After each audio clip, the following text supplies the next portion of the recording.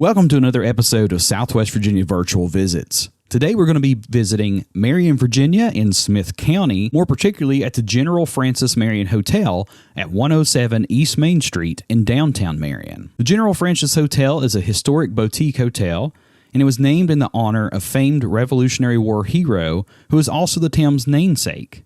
And construction of the hotel began in June of 1926. Having officially opened for business on May of 1927, a formal opening was held on June the 3rd. That event was attended by such names as ex-Governor E. Lee Trinkle, Senator B.F. Buchanan, and author Sherwood Anderson. The hotel was designed and built by Eubank and Caldwell of Roanoke, Virginia at the cost of $175,000 in what is called early 20th century colonial revival style. Construction of the reinforced concrete and Kingsport velveteen brick, the Virginia State Board of Inspectors deemed the building to be fireproof, and the addition of fire escapes were considered unnecessary. Two of Marion's most prominent businessmen, Mr. Charles C. Lincoln and Dr. William M. Sclater, were co-owners of the hotel. Mr. Lincoln was owner of the town's largest industry, the Virginia Table Company, and he also owned the Look and Lincoln Furniture Manufacturing Company and had other business interests within Smith County.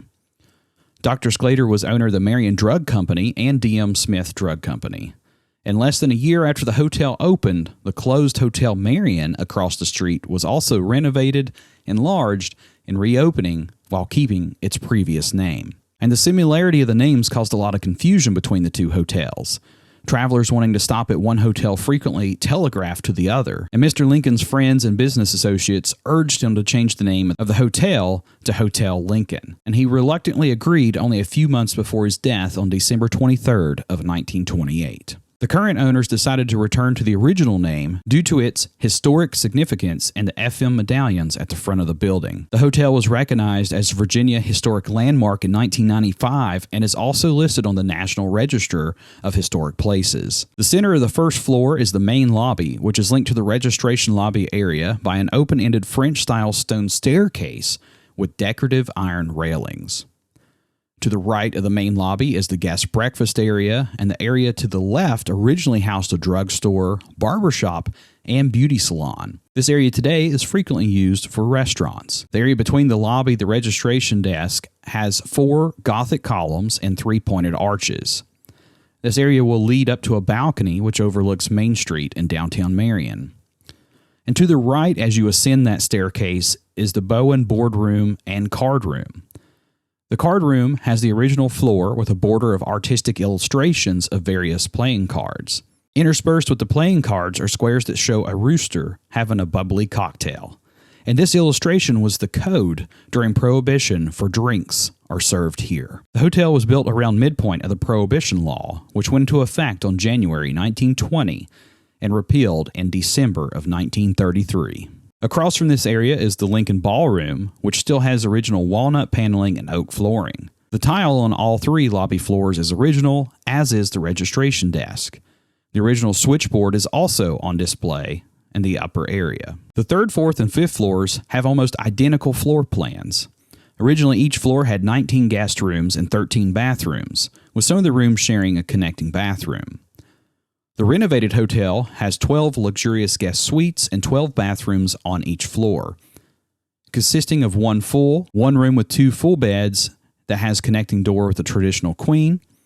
The floors have 4 additional traditional queen rooms, with the first floor having 2 handicapped queens, along with their luxury queen, a junior king, and 2-room executive suite, having a door that can separate the 2 rooms, with a sleeping area with a king bed and a living area with a sleeper sofa.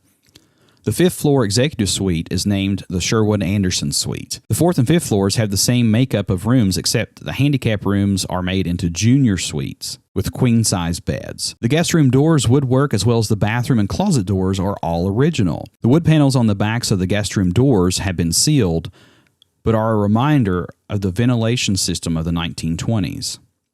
Some guest rooms have tables and desks out of marble that were originally covered in radiators in the public areas. There are several doors on each of the floors that have no numbers, and these doors were sealed when the number of rooms per floor was reduced, but they were left in place to preserve the historic integrity of the property. From 1927 to the mid-1960s, the Lincoln was recognized as the town's most important destination for social and political functions. In 1947, the Lincoln family sold the hotel and all of its furnishings to Ralph Bevere and Homer K. Bowen. Mr. Bowen and his family eventually became the major stockholders of the corporation and moved into the hotel. Major Bowen and wife Genevieve, who now deceased, operated the hotel for more than 30 years. In the 1970s and 80s, it was used mainly for permanent or weekly guests. Despite some renovation efforts by new owners Ralph and Mildred Powell in the 1990s, saw a decline of the building. Mr. and Mrs. Powell sold the property in 1997 to Jim and Patsy Franny, who operated a restaurant in the building for a few years. The hotel closed on October 18, 1999, and Joseph and Susie Ellis bought the property in 2000 and began renovations in 2003. The hotel was officially reopened to guests on February 17, 2006. So the next time you're visiting Marion, Virginia, and you're looking for a place to stay, especially one of historic significance, highly recommend you checking out the General Francis Marion Hotel in downtown Marion, Virginia. From the rich history to the beautiful architecture and the fine accommodations, I think you'll find yourself having a great time at this particular hotel. It's definitely a beautiful sight to see, so even if you don't plan to stay, maybe stop by and at least ask if you can take a look around. But I hope you enjoyed today's virtual visit in America's coolest hometown of Marion, Virginia at the General Francis Marion Hotel. And as always, be safe exploring Southwest Virginia.